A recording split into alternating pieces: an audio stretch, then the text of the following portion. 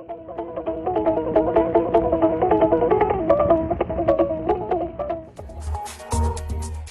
shuka.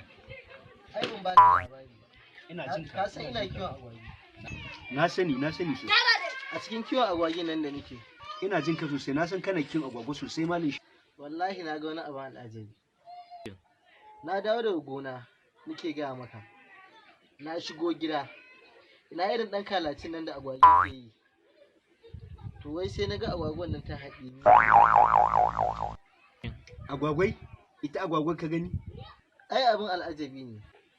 Nake gaya ma. Sai ke na ji agwagwan nan ta fara labbai kallahumma la sharika innal hamda laka wa Wai agwagwar da ka gani ita ce take yin haka?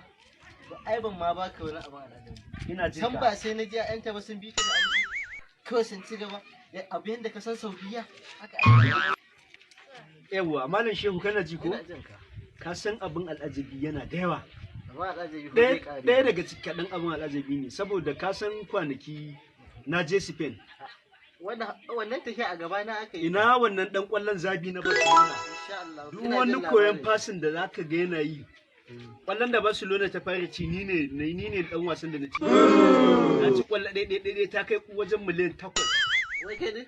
Ni ɗin ƙwallon da na ci ma ba. Kai Malam Idi. To wanda ai ni ka rena ma. Ya za ka ce min ka ci ƙwallo ta kai 100 a Barcelona kuma in yadda. Amma agwagwa da ke neman abin daga ke labai kalamun labai. Ka wasu abin da ya ce. Wannan ni kare na ma barin tashin ta. Allah je ka. To da me kake mana?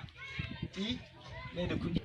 Yale shi haka bai da kuɗi yanzu haka ma bai da kokon da. Rabu da shi tusa ake ji.